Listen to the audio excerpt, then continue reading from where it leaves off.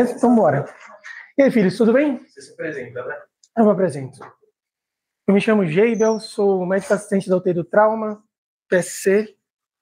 Muito bom estar aqui falando com vocês. Agora, assim, é engraçado, porque toda vez que eu venho aqui, a segunda vez apenas, sempre, e da vez que eu fui para o congresso, sempre são temas meio que aleatórios, do tipo, sondas e catéteres. O que a gente pode aprender com o cirurgião? É tipo assim, a gente passa o ano inteiro falando de nível de evidência A, e aí chama para falar sobre o que vi da vida. Nada contra, nem a favor, muito pelo contrário, mas acontece isso. E eu já adianto que aqui no ATLS, na nova edição, tem algumas coisas que, se fosse a galera da intensiva que escrevesse, não ia ser desse jeito. E é até por isso que eu vou contar um pouquinho sobre como é que as coisas são feitas. Antes de tudo, muito bom estar aqui com vocês. E já peço desculpas sobre qualquer piada intempestiva que eu faça em relação a qualquer UTIsta que esteja nessa sala. Não, Barleta? Isso aí, professor. Vamos lá. Gente, é o seguinte, o que é...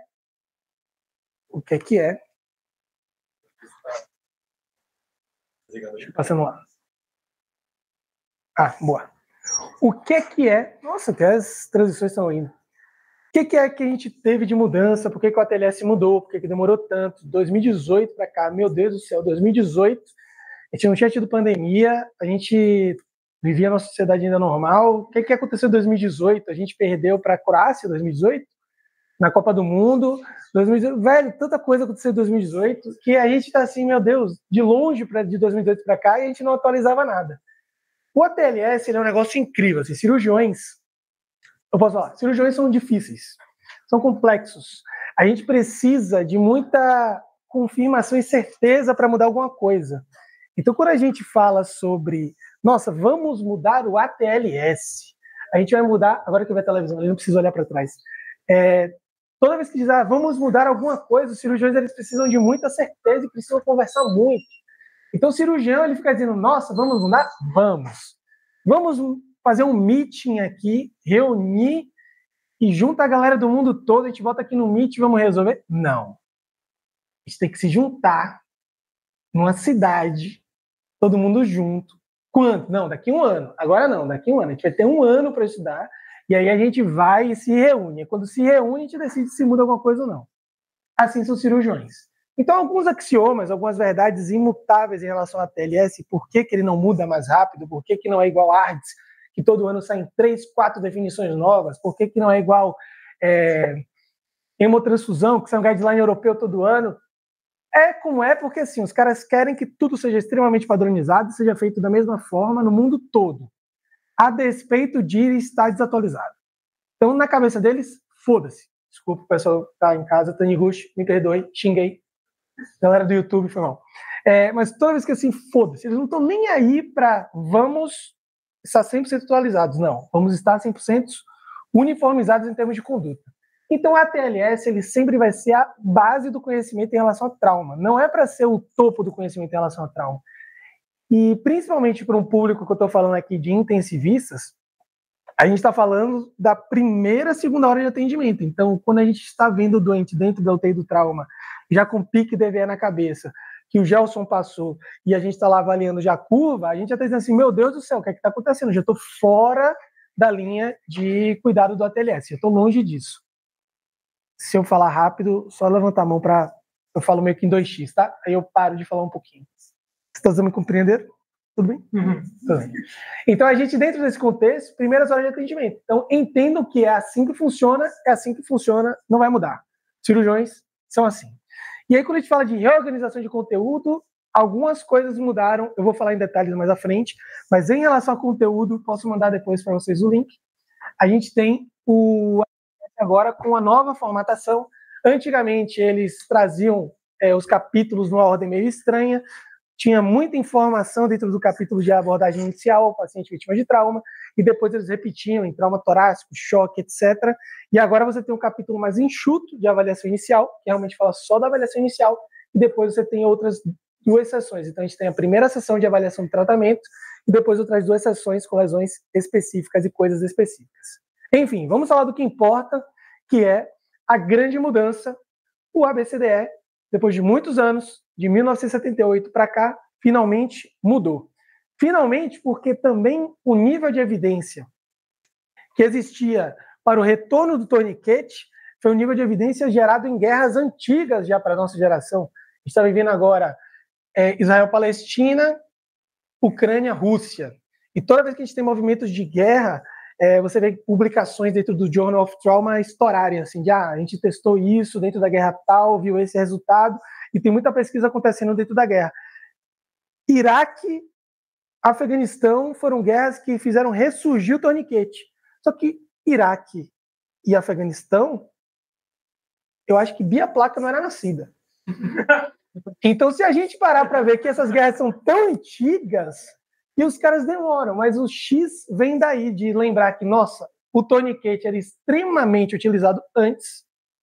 Quem é fã de filmes como Rambo, eu sou fã de filmes como Rambo, você via que ele no Rambo 3, ele bota um negócio aqui no braço, apoia o fuzil aqui, sai matando todos os vietnamitas com o torniquete no braço, e o braço que está com o torniquete é o braço funcional dele, por incrível que pareça, mas ele está com o torniquete, está usando o torniquete, depois o torniquete some, vira um abolido, não vamos mais utilizar, e ele agora volta. O torniquete volta porque não dá para parar lesões sanguinantes com curativo. E aí esse é um novo símbolo agora do ATLS, imagem tirada do livro, que vamos falar sobre tudo isso, e dentro de tudo isso está ali o XABCDE. Dados importantes, está ali time, cultura, sistemas de trauma. Os cirurgiões falando sobre humanização ali do lado, mas tudo bem, humanização, e a gente vai comentar algumas coisas daqui para frente. O que é o X? O X é lesões exsanguinantes. Então, o que é uma lesão exsanguinante? Cara, é você bater um olho numa lesão e dizer assim, esse cara vai morrer em minutos se eu não parar esse sangramento. Um sangramento que incomoda. Assim, tá sangrando pra caramba. Isso é uma lesão sanguinante. Não tem meio com a definição, mas se a gente quiser trazer, a gente pode falar que assim, lesões arteriais em geral incompletas e lesões venosas de grande calibre são lesões que a gente tem que se preocupar com isso. Onde que ficam guardadas isso? Deus colocou nossos grandes vasos na face medial, para a gente fechar aqui a axila e os grandes vasos estão passando aqui, para a gente fechar as pernas e os grandes vasos estão passando na face medial. Então, tem lesão na face medial sangrando em alta quantidade, tem que se preocupar com o torniquete. Depois a gente fala de vias aéreas, ventilação, circulação, disability, da parte neurológica e exposição. Já adianto que no A foi a área que mais teve mudança, apesar do X ser a grande novidade. O que a gente faz no X? Identifica as lesões e trata as lesões. Na sala de trauma, a gente vai tratar esse tipo de lesão com compressão direta e com torniquete. Primeiro ponto, compressão direta. Deus fez pra gente um grande... Pena que desconfigurou, mas tudo bem. Deus fez nossas mãos e colocou os dedos como grandes clamps vasculares. Então, John Mattox fala que os dedos são os melhores clamps vasculares que existem. Ótimo. Você está ali, viu um sangramento, conduta, bota o dedo em cima. Os chefes até falam que é uma virada de chave do R2 para R3, quando você vê um sangramento, ao invés de você dar um passo para trás, você dá um passo para frente e comprime ele. Seja dentro do campo cirúrgico, seja fora aqui na sala de trauma. E como os dedos são grandes clamps vasculares, eles vão funcionar bem, mas numa situação como essa, acervo pessoal aqui do HC, não tem como parar isso daqui com um dedo, não tem como parar isso com compressão direta. E lembrando que torniquete tem horário para entrar e sair do paciente. Então a gente não espera receber um paciente com torniquete na UTI. A gente espera que esse doente tenha tido o uso do torniquete na sala, tenha ido para o centro cirúrgico em até 2 horas no máximo e volte para cá. Aí os meninos que estão passando agora na sala de trauma, provavelmente já viram algum torniquete desse se aberto na sala de trauma e a gente reavaliar o paciente na sala de trauma ainda. 2 motivos para isso. O primeiro deles, muitos torniquetes são passados de maneira inadequada. Tem um artigo recente da Journal of Trauma que fala inclusive sobre isso. Que paciente precisa de torniquete, que paciente não precisa, o que nós aprendemos na guerra da Rússia e Ucrânia. De vários pacientes que perderam membro porque tinha uma pequena lesão, os caras passavam torniquete, e aí você demora de 11 horas para ter o primeiro atendimento médico e as pessoas perdiam os braços. Então, torniquete tem hora e lugar para ser passado. Então, se a equipe da rua não passou confiança para a gente vai fazer um teste na sala de trauma. Outro motivo é que a gente considera que aquela sala de trauma é um centro cirúrgico. Então, por isso que de verdade a gente abre, porque tem caixa de tudo que a gente precisar. Tem complemento vascular, tem caixa de exploração de qualquer coisa, tem caixa de laparotomia naquela sala, então pra gente ali é um centro cirúrgico. Por isso que a gente acaba, às vezes, abrindo e explorando, e a gente gosta também de trocar, não está na literatura isso, ninguém recomenda, nem não recomenda, mas a gente troca o torniquete habitual por uma faixa elástica chamada faixa de Smash, que é uma faixa utilizada muito em cirurgia vascular, e é ótimo que você leva ela para o centro cirúrgico, você pinta ela, ela fica em campo e você consegue controlar ela melhor, tá? Só trazendo essa curiosidade para quem ainda está no R1, rodando lá na sala do trauma. Cadê? A que aprontou comigo, que está rodando no PS. Tá trabalhando? Glória a Deus. Beleza, segue no PS.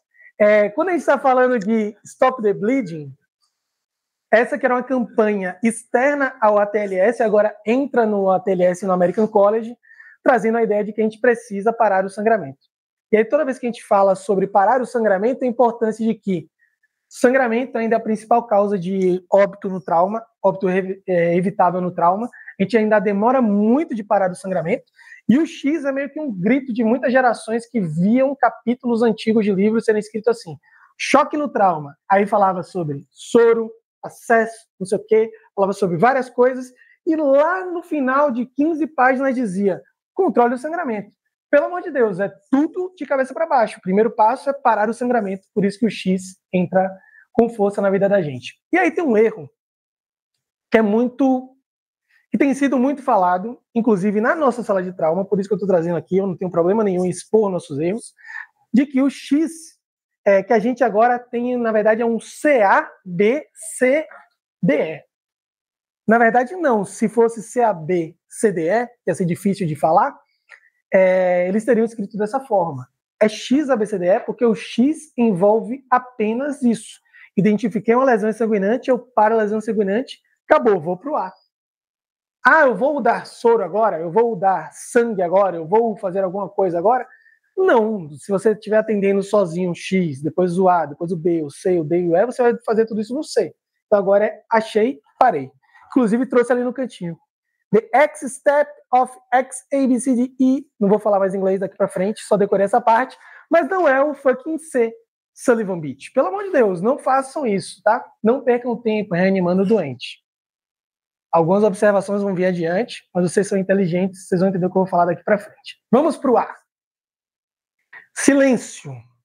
Os cirurgiões estão descobrindo que precisa otimizar o paciente antes de entubar. Silêncio. Nossa, finalmente eles estão começando a entender. Aí nessa hora eu deixo de ser cirurgião, né? Eles estão começando a entender que eu preciso que meu doente resista ao antes, durante e depois da intubação. Que não adianta eu, sei lá, EVR é difícil. EVR é difícil, beleza, mas foda-se, eu não vou botar no meu ATLS, não tem buge, no meu ATLS não tem vídeo laringo, no ATLS não precisa de nada disso, porque eu sou cirurgião, cara, né? Não. Finalmente, silêncio, eles estão acordaram e tiraram aquela coisa louca do último ATLS, que era, agora não é mais sequência rápida, agora é sequência assistida por drogas. Aí você lia, dizia, mas é uma sequência rápida. Por que vocês não mudaram o nome dessa merda, né? Mudou o nome porque eles estavam pensando na velocidade das coisas. Cirurgião é literal, se você fala que é sequência rápida, a gente vai fazer isso rápido. Então os caras, faz logo a tomidato, succincolina. Fasciculou, não, entuba. Então é assim, né? Sequência rápida, sequência no grito. Então, por isso, trocaram o nome, mas viram que não fazia sentido nenhum. Estava fazendo, na verdade, uma grande confusão. E aí as coisas começaram a mudar. Então, eu já vou melhor mostrar aqui os gráficos do ATLS, depois a gente conversa, vai falando detalhe por detalhe. Fluxograma de via aérea. Clássico 7-pace. E agora tem uma parte importante que é otimizar o paciente. Como todos conhecem já aqui, quem já leu o Walls é basicamente um Ctrl-C, Ctrl-V do que o Walls fala, e trazendo isso de vamos agora monitorizar o O2, vamos otimizar o doente, vamos subir a PA desse paciente, e aí depois a gente parte para uma mudança agora que foi não conseguir entubar, não intubo, não ventilo, igual a... Mudou. Na verdade é não intubo, não ventilo, então parênteses, incluindo dispositivos extraglóticos, fecha parênteses, crico. Então agora está autorizado, os cirurgiões não são mais fracos se eles não conseguirem entubar e passarem uma máscara laríngea, eles não são mais considerados cirurgiões ruins. Agora o American College autoriza a gente a passar uma máscara laríngea, um tubo laríngeo, tá? A gente pode agora lançar mão de dispositivos extraglóticos, nada diferente do que vocês já conhecem em relação a vias aéreas. E tem essa orientação de tentar passar a máscara laríngea antes de intubar o paciente. E outra forma, ou antes de fazer a crico no paciente. E aí reorganizar tudo, rever planos. Nossa, estamos falando de planos de intubação dentro do ATLS, que mudança maravilhosa. Quantos anos depois? 1 milhão de anos depois, né? Mas tudo bem. E agora, quando a gente fala de via aérea cirúrgica, também mudou a forma. Agora temos a opção de fazer a via aérea cirúrgica como era antigamente, incisão, Kelly, abrir a via aérea, ver e passar o tubo, ou de fazer como o Walls tem trazido algumas boas edições do livro, que é incisão. Não precisa ser aquela incisão que o Walls fala, laparotomia cervical, pode ser uma incisão mais localizada. Incisão, coloca o fundo do bisturi dentro da via aérea do doente, roda, visualiza que está lá dentro, passa o buge e usa o buge como trilho. Está autorizado também, tanto que está lá embaixo, scalpel, buge, tubo, como pensamento da nossa via aérea cirúrgica. Ok. Eles descobriram que a via aérea é difícil e eles descobriram outra coisa. O que a gente sempre falou, que eu posso tomar a decisão de intubar o doente em qualquer momento do atendimento, isso agora está explícito. Então, assim, tem motivos dentro do A que vão me fazer intubar o doente. Existem motivos dentro do B que vão me fazer intubar o doente. No C, no D e no E. Todos expostos aí na tela. E a dificuldade começa a vir também com desenhos bonitos, vai falando, é difícil, e é difícil por vários motivos. É difícil porque pode ser fisiologicamente difícil, anatomicamente difícil, pode ter distorção por conta dos hematomas, então muito cuidado com isso, preste atenção. E a última orientação grande, essa daqui para mim é uma das tabelas mais muda a cabeça da galera que for ler isso daqui, talvez, né? E que assim, cara, você vai entubar o doente, se está hipotenso e hemodinamicamente instável, espere. Se você não tem experiência ali dentro do contexto para entubar, espere, otimize seu doente, melhore seu doente. Tem outras prioridades mais urgentes? Você fala assim, cara, o que são outras prioridades mais urgentes? A gente está vendo que no ATLS o A sempre foi a primeira grande prioridade da gente, né? Então, quando você começa a ler e você para ler, o conceito é muito parecido com vamos otimizar com o que o Walls traz há um bom tempo e que todos os guidelines de via aérea nos últimos anos trouxeram, que é vamos otimizar o doente. Então, se for o caso de vou entubar, decidir. Tá chocado? Tá chocado. 2 acessos, soro para dentro, corre 1 litro. Aqui na sala já tem 2 sangues. Vamos fazer droga vasoativa? Vamos fazer droga vasoativa. É uma outra novidade, enorme novidade. Pela primeira vez a gente escuta falar em droga vasoativa, isso escrito dentro do ATLS, e aí você começa a ter algumas opções. Só que assim, demorou tanto que eles poderiam ter escolhido melhor. Minha opinião, né? Opinião de especialista. Então, foda-se, é opinião de especialista. Tô dentro do rolê. Cara, problema, metaraminol. Metaraminol é uma droga que tem na sua bula uso exclusivo no centro cirúrgico. Tá lá. Eu acho que essa parte que escreveu foi anestesista. Sério, parece muito a parte de anestesista. De quem nunca viu uma hipertensão intracraniana na sala de trauma. Porque qual é o problema do metaraminol e das outras drogas ali que vocês não têm tanto contato? São drogas que são alfa-agonistas puras. Então, toda vez que eu aciono receptor alfa na ponta sozinho, eu gero vasoconstricção periférica, aumento a PA do paciente. Beleza. Só que quando eu aumento a PA do paciente, que eu não tenho nenhum estímulo em beta, eu posso gerar uma bradicardia reversa. O que é que dentro da sala de trauma, alguém que acabou de ser atropelado por um caminhão, chega aqui, anisocórico, chocou no meio do caminho ali do atendimento, a gente está ali atendendo, tem um TCE evidente, passa o metaraminol, ele faz hipertensão e bradicardia. Na minha cabeça isso é o quê? Mas pode ser o metaraminol. Então, dentro desse contexto, se eu puder dar um conselho, usem Adrena ou Nora, que é o habitual da gente utilizar. Aqui no HC a gente nem vai conseguir ter as outras drogas dentro do PS, porque é não padrão. Então vai dar mais trabalho para escrever, esperar pegar, subir para o nono andar, voltar. Então utilizem Adrena Push e Nora. E a Adrena Push, seja nesse contexto, seja em qualquer outro contexto, muito cuidado com a Adrena Push. 70% dos doentes que usam Adrena Push vão precisar de droga em bomba de difusão contínua. E o problema da Adrena Push é quando você faz aquelas doses maiores ali. E o meu medo é esse, que o cirurgião olha 10 a 50, 50, porra. Dá logo um gás nesse cara aí, vai fazer 50. E os pacientes que respondem a 10 vão responder muito a 50, podendo ter evento isquêmico associado cardíaco, sangramento intracraniano. Então, não. Está na UTI, na agonia? Vai dar para montar na hora, tranquilo. Está no trauma atendendo? Dá para montar na hora, tranquilo. Abrir volume. E utilizar essas drogas vasoativas aqui não tira da frente da gente a hipotensão permissiva, tá? Hipotensão permissiva continua valendo e eu tenho que fazer droga, lembrando da hipotensão permissiva. Terapia ponte para pacientes que estão chocados e a gente vai entubar, terapia ponte para chegar no centro cirúrgico. Ponto. Remédios para entubar. O etomidato deixa de ser a grande estrela sozinho e passa a ser etomidato ou ketamina. O comentário geral lá no dia do congresso foi bom estar presente para ver essas coisas. Por que deixou ou? Por que não escolheu keta sozinho?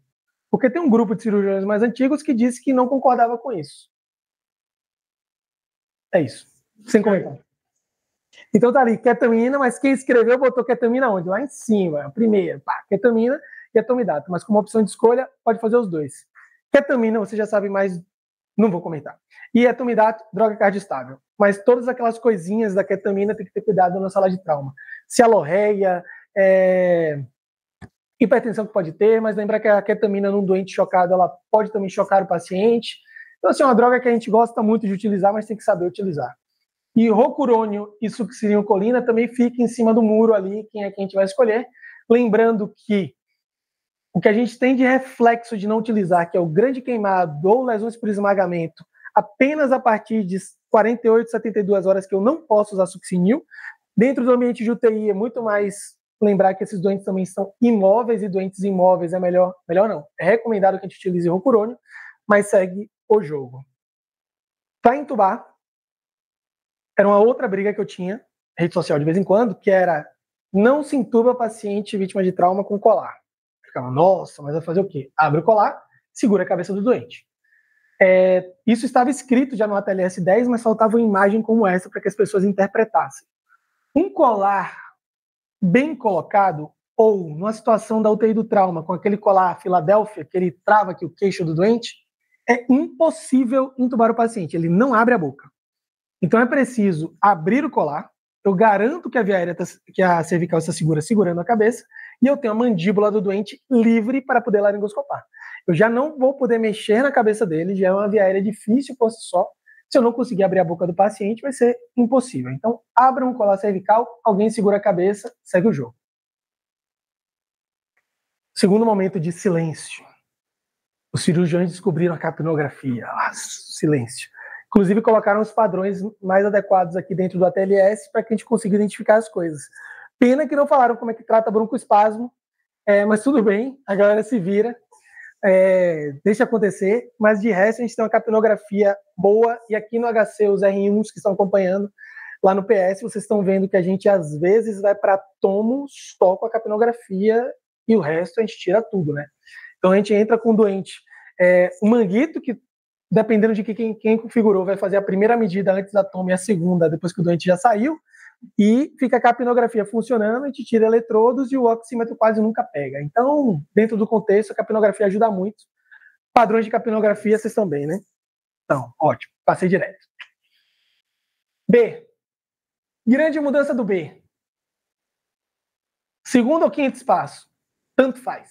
Os dois são muito ruins. E aí, pior que saiu um trabalho com cadáver. Eu não gosto muito desse trabalho com cadáver, não, mas tudo bem. Isso é um trabalho com cadáver falando que no segundo espaço você pode ter mais lesão cardíaca. Puta merda, vai ter que ser muito ignorante para meter um gelco dentro do coração entrando no segundo espaço. Tem que ser um animal. Mas assim, se existe evidência de que pode fazer mal, isso que tinha trazido para o quinto, além do tecido adiposo, panículo adiposo, pacientes obesos nos Estados Unidos, pacientes com mama muito grande, eles tinham falado para vir para o quinto. Na prática, e o que está escrito no ATLS? Funcionou, não melhorou? Dedo dentro do tórax. A gente chama isso de finger thoracostomy. Então, está atendendo o doente, vocês, não sei, alguém está muito afim de ir para a ambulância um dia, vou dar uma volta. Minha vida na UTI está muito tranquila, vou pegar um plantão de ambulância. Aí vai estar atendendo um doente, vítima de trauma, e aí fez a punção, não melhorou, cara, dedo dentro do tórax do doente, não vai infectar mais, não vai ter mais problema. O importante é descomprimir o tórax do doente. tá? Então, por favor, no segundo ou no quinto, tanto faz, os dois são bem ruins, segue o jogo. C. O que mudou no C? Eu esperava que mudasse mais coisas. Assim, de mudança, a gente falou sobre Shock Index lá dentro do ATLS, a gente falou sobre a TCO2 e capnografia, não mudou nada sobre hemocomponentes, eu esperava que mudasse, que entrasse alguma coisa do último consenso europeu, mas não entrou, não fala nada sobre fibrinogênio, não fala nada sobre tromboelastograma ou exames, não fala nada de nada, continua 1 para 1, e a TCO2 e capnografia que eu já trouxe, mudaram a tabela, mas de verdade, se você olhar a tabela, sabe aquelas coisas do copia só não faz igual? Foi mais ou menos isso que eles fizeram. Eles transformaram classe 1 em choque leve, classe 2 não deram nem título, mas aí fica no leve também. O classe 3 virou choque moderado e o classe 4 virou choque major. E tem uma observação grande embaixo dizendo assim que a grande mudança, na verdade, da tabela é dizer que não dá para dizer que no choque classe 4, fulaninho perdeu 40% da volemia.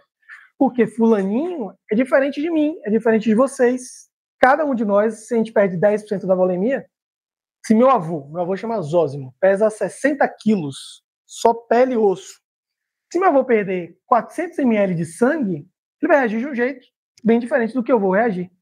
Então, finalmente, eles perceberam isso, e nos capítulos de populações especiais isso é reforçado, de que não espere a criança ter hipotensão para você ficar pensando que ela está gravemente chocada. Ou então lembre que o idoso ele utiliza beta-bloqueador, ele utiliza anticoagulante. Lembre que o idoso ele pode, no primeiro momento, não mostrar e quando afundar, ele afunda de vez. Então lembre-se disso, a reserva de ambas as idades é muito baixa. A gente continua aqui com o Basic Exercise como grande estrela, na minha opinião. O único parâmetro que a gente tem que ele é mensurável ali na beira do leito, eu consigo dizer se é classe 1, 2, 3, 4. Lembrando que classe 2, classe 3 e 4, fazer sangue, e agora no classe 2 ele coloca aqui como possivelmente fazer sangue. Outra orientação é que os 1000 de prova volêmica, eles podem ser feitos, não necessariamente eu devo fazer os 1000.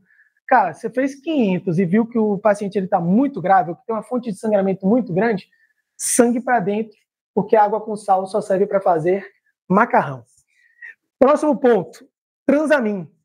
Existe uma orientação de fazer Transamin 1 grama agora, 1 grama nas próximas 8, ou você pode fazer os 2 gramas de vez. Pois é, baseado nessa revisão sistemática. E aí, um perigo que eu acho que a gente vai ter que estudar nos próximos anos é o uso de superdoses de Transamin. Eles chamaram nesse artigo de superdose a dose de 2 gramas de vez. Qual o problema que a gente já identificou aqui no HC e os meninos da UTI do trauma talvez tenham visto um ou outro doente. O APH faz os 2 gramas e a gente faz mais 1 grama aqui dentro da instituição porque é protocolo antigo de fazer 1 grama aqui dentro que já fez Transamin fora. Se a gente não faz na sala de trauma, a equipe da anestese vai perguntar: o pré fez Transamin? Vão dizer sim. A resposta que vai chegar é sim. Não vai chegar sim 2 gramas, vai chegar sim. Então eu tenho que complementar minha dose aqui. Então talvez esse doente, ao invés de receber 2 gramas, a gente veja nos próximos meses, anos, doentes recebendo 3, 4 gramas de Transamin e a gente não sabe como é que o doente vai se comportar em relação a isso. O que a gente sabe é que, por essa meta-análise, não há diferença entre 1 grama agora, 1 grama depois, ou 2 gramas de vez. O que viram é que tem uma pequena diferença para dar uma dose maior, para diminuir o uso de hemocomponentes na fase aguda. Mas é aquela coisa assim, em 3 horas eu uso menos hemocomponentes, em 7 dias eu uso a mesma quantidade. Então, na boa, não muda, e o grande objetivo dessa meta-análise era mostrar pra gente que os dois são iguais e facilitar a vida da gente, porque fazer 1 grama agora, 1 grama depois, às vezes se esquecia do grama depois. Outro problema que vocês podem enfrentar na UTI. O doente ele deve fazer o Transamin até 3 horas, não mais do que 3 horas. Acima de 3 horas, ele piora a mortalidade dos pacientes. Então, não fez aqui no PS, não fez no centro cirúrgico, chegou para mim na UTI, tem 2 horas e 58 minutos. Vocês vão dar um grito: Gilmar, Transamin! Gilmar sai correndo, pega o Transamin, faz em 2 minutos. Se não tem Transamin feito em 3 horas, pelo amor de Deus, não faça. Outra mudança do C. Como que a gente repõe volume no grande queimado? Mudou. Não tem mais 2 vezes qualquer coisa, 3 vezes qualquer coisa, 4 vezes qualquer coisa, e principalmente se fala muito para evitar bolos de volume, para evitar volume aberto nos doentes. Então hoje o que é que tem? O que é que a gente tem de orientação da TLS? A gente vai calcular quantos ml hora ficam na bomba de infusão. Então vamos fazer uma conta rápida aqui. 2 vezes... Barleta, você pesa quanto? Pode mentir, pode mentir. 82. 2 vezes 82 vezes... Diga uma superfície corporal X aí. 45%. Isso daria 7.380 ml de volume. Vamos dividir por 16, número cabalístico, e isso dá 461,25 ml hora na bomba de fusão contínua. E aí, sonda vesical, estou ali avaliando meu paciente, vendo se a diurese está dentro do que eu espero. Em adultos, meio ml quilo-hora. Em crianças, 1 ml quilo-hora. Em grande queimado por queimadura elétrica, 1 a 1,5 ml quilo-hora. Se está abaixo do que eu espero de diurese, eu vou lá na bomba e aumento a minha vazão em 10 a 30%. Se está acima, nunca vi grande queimado urinando acima, mas se está acima da meta que a gente quer, aí você vai diminuir na bomba 10 a 30%. Então grava 20 que fica mais fácil. Eu coloco, faço meu cálculo dos 2 vezes peso vezes superfície, divido por 16, calculo ml hora quanto isso vai ficar na bomba e fico fazendo variações de 20% para mais ou para menos, dependendo de como o doente está.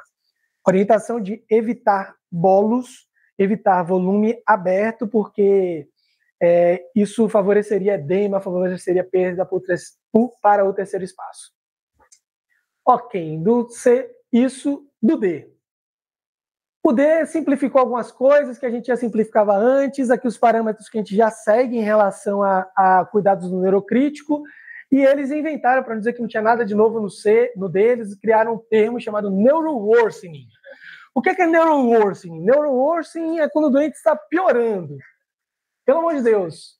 E aí esse neuroworsening o doente chegou para você atendeu ele, tá ali não sei o que, pediu uma toma. Aí faz a toma, ele piora. Conduta, nova toma. Mesma coisa que a gente faz na UTI, mesma coisa que a gente faz aqui no PS a vida inteira. Nada mudou. O que mudou foi só criar um termo para isso. E preste atenção no neuroworsening daqui para frente. Taniguchi gosta? Taniguchi pai ou filho? Filho. Eu falei, o neuroworsening. Que gostaria desse termo.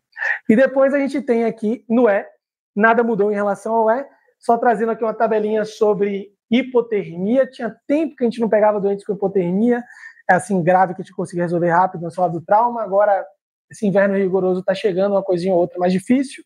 Mas aqui a gente tem soro aquecido, aqui a gente tem manta térmica lá na sala do trauma, aqui a gente consegue controlar isso. Em outras situações, na UTI a gente tem um colchão térmico, então lembrem que existem essas possibilidades terapêuticas e deixem seus doentes quentinhos. Não tão quentinhos, que senão piora o prognóstico neurológico. Beleza? E aí, tá bom, vamos caminhar para o final, para a parte engraçada agora. O ATLS criou uma sessão inteira sobre comunicação.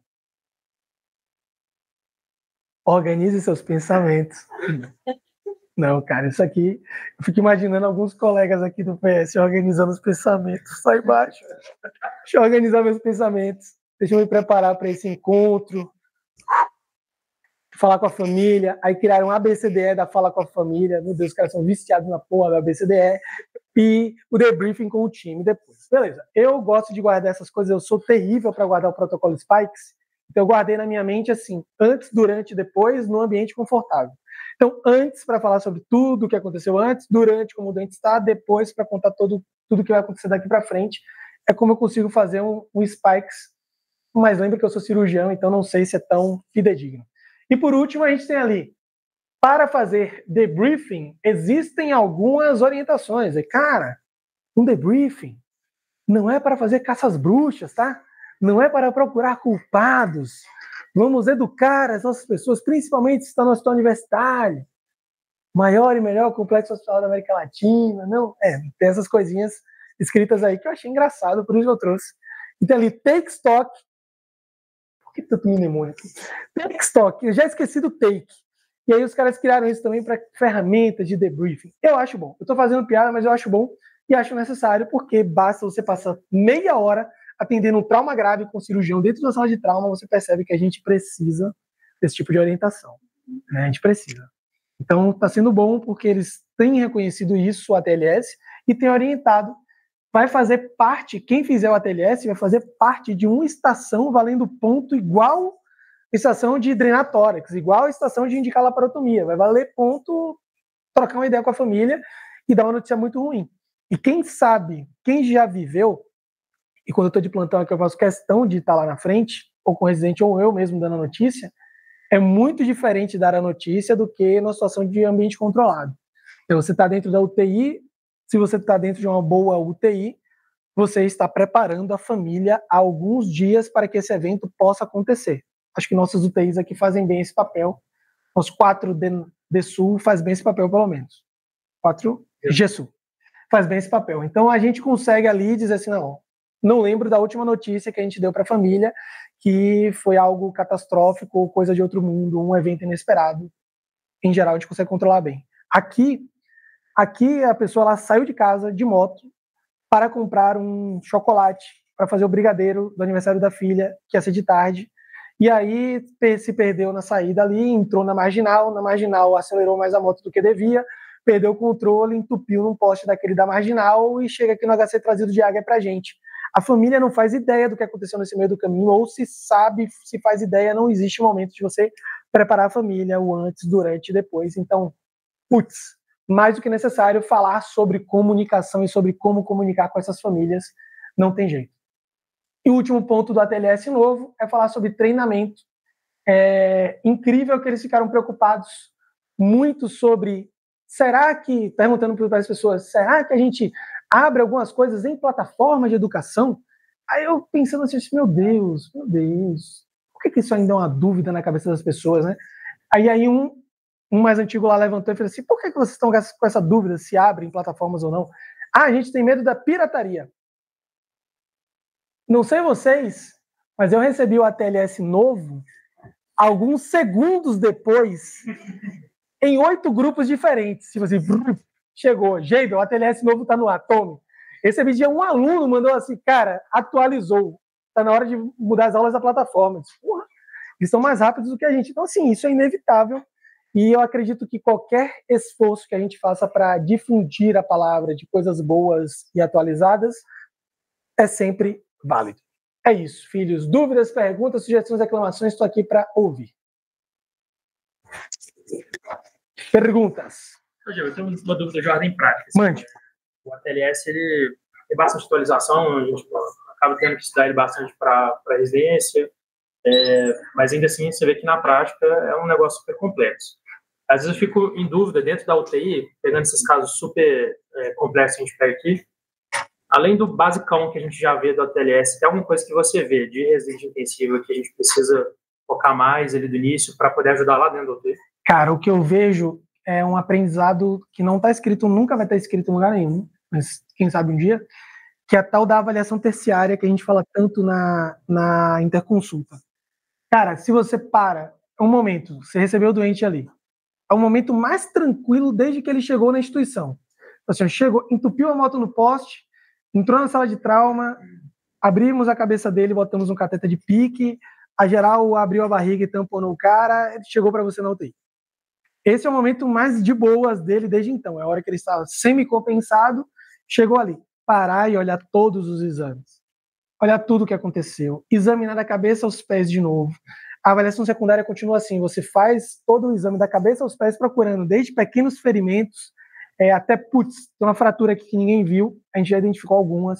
Flavião, que é meu amigo, para quem não conhece, Flavião, é doido disso. Ele fica ali palpando o doente, chega na UTI, ele fica... Não pode deixar passar fratura, GG. Não pode deixar passar fratura. Eu acho que é meio que isso, assim. Não dá para deixar o cara morrer de tétano no final de viver uma craniete compressiva por um subdural, sacou? Não dá. Então, dentro desse contexto, eu acho que esse é o caminho. E entender, o segundo ponto seria, entenda que esse conceito é um conceito para a primeira, segunda hora do paciente aqui na instituição. Depois que ele cronificou, no dia seguinte, cronificou entre aspas, tá? Ele já é um outro doente. Aí já entra no rolê do técnico de manutenção da homeostase humana, que é, velho, Vai entrar droga? Não vai entrar droga? Vou dar alguma coisa de BIC, de cálcio? Aí entra no rolê normal que vocês estão mais que habituados em relação a isso. Não tem muita ciência. O que tem de ciência por trás assim, do trauma, na verdade, o que tem de entendimento que eu acho que pode ter, que eu vejo assim, às vezes em relação ao trauma é, putz, esse abdômen está aberto. Vale a pena medir uma pia desse abdômen aberto? Discussões que eu tive nos últimos 3 meses. Inclusive, quiser, te volto aqui depois para falar de abdômen aberto. Mas, putz, será que vale a pena? Será que deixou passar alguma lesão? Cara, se não tá saindo sangue, assim, será que soltou alguma coisa, alguma ligadura lá dentro? O doente, ele choca, se solta uma artéria pequena, ele choca assim, ó, tá tudo bem, ele afunda. Então não é esse choque progressivo, não é nada disso. Mas é difícil, porque aí começa a misturar choque séptico. É choque séptico ou não é? Minhas broncas não tendo trauma, são todas pro choque séptico. Putz, você achou que era sangue, você deu sangue, você deu isso, deu aquilo, mas no outro dia cresceu tal coisa na hemocultura. Pô, foi mal, mas no contexto que eu estava aqui, na minha cabeça era esse choque ainda inflamatório aqui do trauma. E tem esse outro rolê que eu falei agora do choque inflamatório que talvez alguém um dia escreva sobre, que acontece principalmente em doentes obesos, que você vê o cara inflamadaço no pós-trauma e você não encontra lugar que justifique de onde ele está chocado. Mas aí é o dia a dia da UTI, cara. Ele tá do lado do paciente, tá ali, dispositivos neuroventilatório, hemodinâmico, gás, não sei o que, e olhando o paciente todo dia. É isso. Não tem muito pra onde ir, tá? Obrigado. Valeta. LR de lactato. Sim. Eles falam alguma coisa relacionada ao neurocrítico, do estudo? Rapaz, não tem nada explícito. Cadê a tabela? Volta aqui para ficar legal. Não tem nada explícito, mas a orientação que tem é que tem que lembrar do sódio, mas quando? Depois. Então aquela coisa do, cara, eu vou pensar nisso enquanto estou lidando com um cara chocado na sala de trauma? Não, ringue lactato ainda é uma escolha. Ah, mas vai mudar muito. Se você pegar qualquer estudo dos últimos anos, seja o Basic, seja o Smart, seja qualquer outro, que comparou as coisas, você disse assim, pô, para 1.000 ml de alíquota, não vai mudar muita coisa na vida desse doente. Para 1.000 ml do neurocrítico, a gente talvez tenha alguma mudança disso daí para o neurocrítico, mas a orientação é abra no máximo 1.000 de ringa para testar a hemodinâmica e depois a gente corre atrás do neurocrítico. Esse foi o caso, meu amigo. Abriu 1.000 de ringa. É um cara que vai subir para operar, NaCl a 23,6, que é o que eles têm lá, né? 23, alguma coisa, para dentro. Nosso NaCl a 20 aqui, bolos para dentro e vamos levar esse cara para o centro cirúrgico compensado. Mas a orientação formal não tem, não. Perguntas?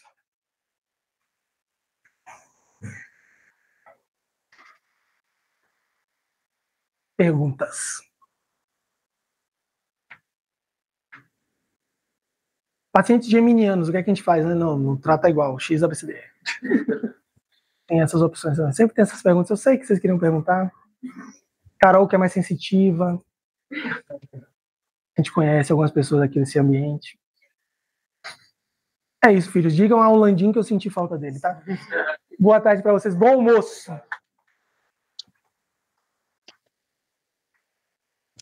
Tony Gush, um beijo, filho. Tani tá online. Falou, Gilbertão. Excelente. Cara, estamos aqui toda terça da cada 15 dias. Pergunta para os meninos quem tem uma cirúrgica, tem dúvida, se tem uma hora, se O que a gente costuma fazer, inclusive